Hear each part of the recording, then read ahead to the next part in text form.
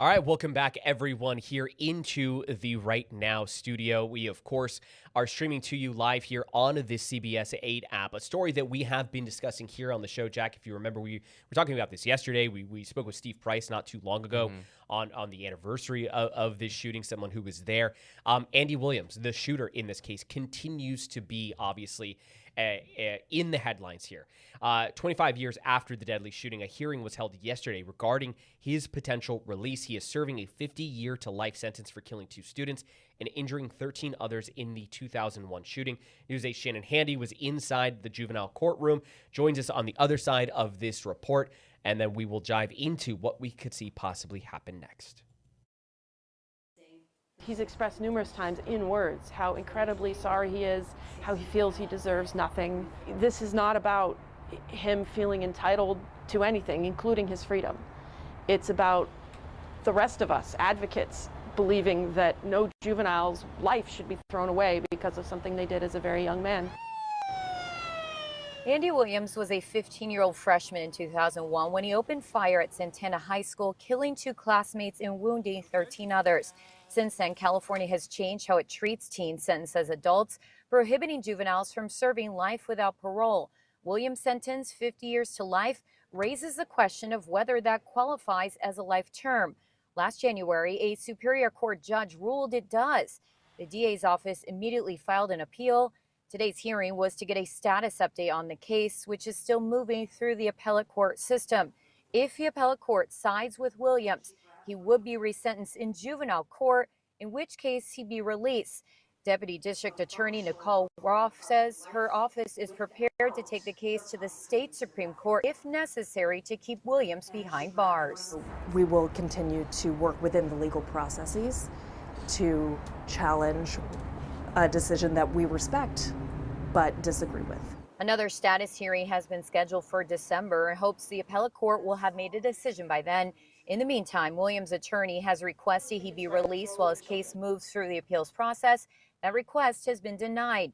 The DA's office has argued Williams had a parole hearing in 2024 and was found unsuitable for release. The commissioners determined that he was still a risk to the community if released. He's a remarkable 40-year-old man who's made a great deal out of himself during these past 25 years and is filled with deep remorse. And so I think both the law and consciences should dictate that we give this young man another chance at life.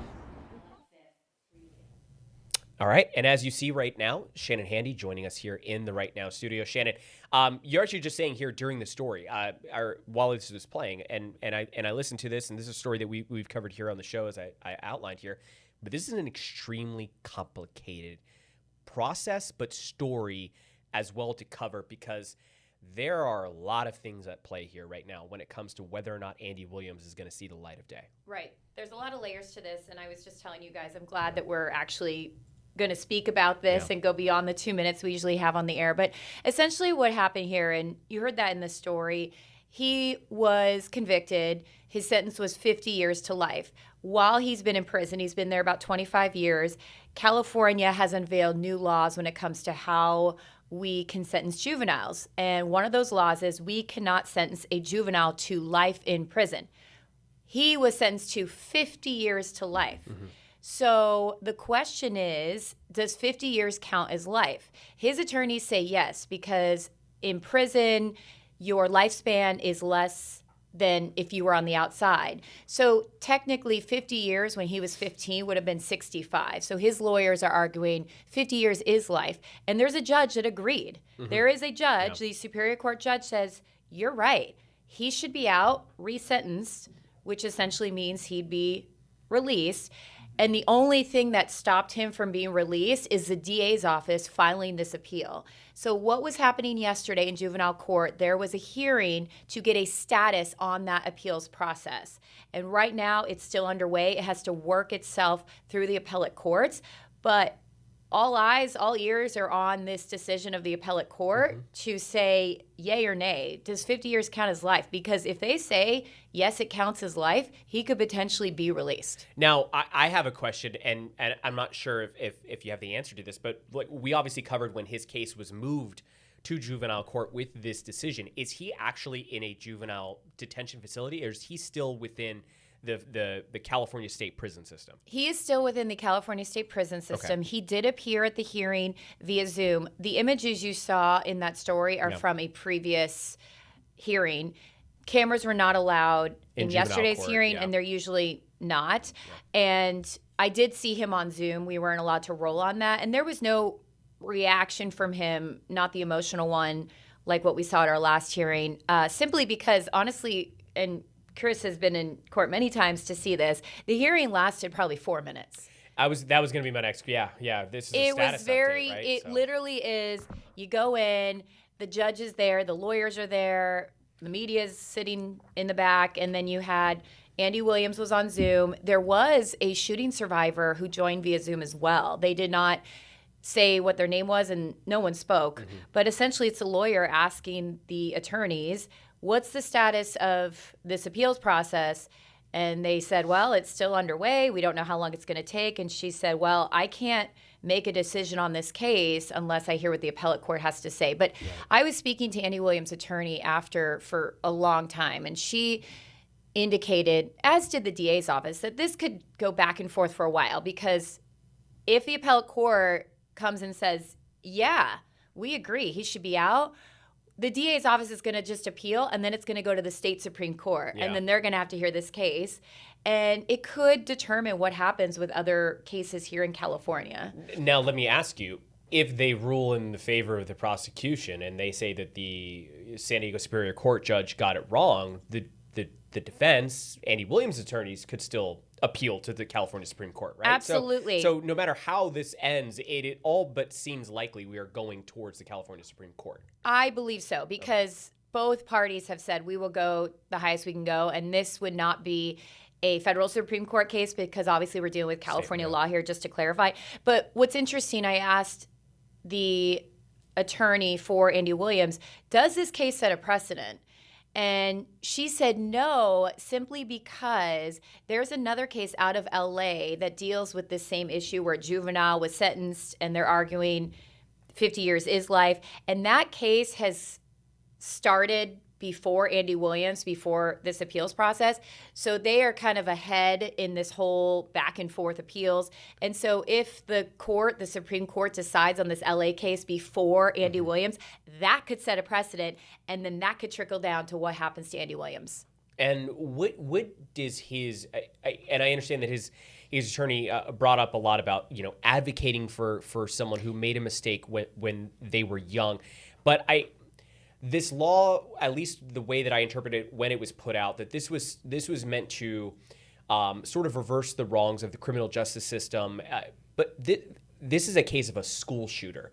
And a conversation Jack and I were having is that, with the amount of school shootings that we have seen take place, and obviously a lot of those outside the state of California, so not really applicable here.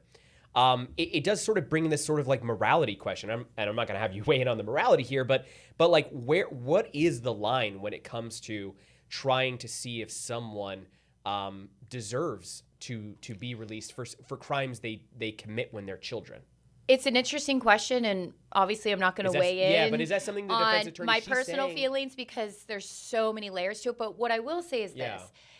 The law that was created, a lot of what backed it up was science, apparently, regarding your brain and how we grow and evolve. And studies show that when you're 14, 15 years old, you're not fully formed. Certain functions of your brain. And so that argument was used to push this law forward, basically saying when you're 14 and 15 years old, you don't know what you're doing entirely compared to when you're 25 years old. Andy Williams is now 40 years old. His lawyer claims he's very remorseful. He has cried at prior hearings. It's not my position to say if that's fake or not. Keep in mind, however, he was up for parole in 2024, and it was denied. Yeah. Do we know what the basis was on that? Was it behavior? The basis was the reasoning that his attorney had mentioned to me was that he was unsuitable for parole. And we did ask about his time spent in prison, and she said, for the most part, he's been a model inmate. She mentioned maybe for the past decade or so. So there may have been some issues prior to that decade. He's been in prison for 25 years. Yeah. He has a college degree. He's now a licensed drug and alcohol counselor in prison. So she said he has turned his life around. He's a changed person. He's very remorseful, and he wants to meet with anyone who wants to sit and talk to him. Victims, families, survivors, anyone.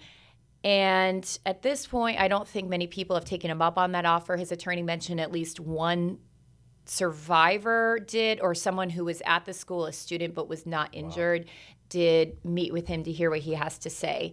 So this is a really, really interesting case, and I think this is going to go beyond, just San Diego County. I think other counties and jurisdictions are going to look at this case, as well as that other case that I had mentioned that the courts are looking at right now. Now, the prosecution, what are they saying in terms of, is it just the nature of the crimes? This is something that was so heinous and terrible, therefore, or do they bring up his behavior in prison as well, too? So during the hearing, no, none of that came up. And I tried to push to get a little bit more. Oftentimes when we interview attorneys, they are very short answers. They're very well-versed, well-trained answers. In other words, they're not off the cuff often. So I was asking the prosecutor, I said, explain to the public why he should not be let out. Yeah.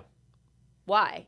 And her answer was very much, well, according to the courts, this is not the proper protocols, Okay. Yeah. So there was Very no PR. Yeah. Exactly.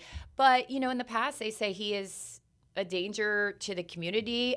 Specifically, I don't have any prison records to back that up. But the prosecutor said, again, they're willing to take this as high as they need to go to keep him behind bars. Okay. All right. Well, Shannon, thank you so much for breaking this down for us. Again, as you pointed out, very complicated, something that you definitely want to give more than 2 minutes to. And then I'm glad that's why we have this show and you were able to join us here today for that.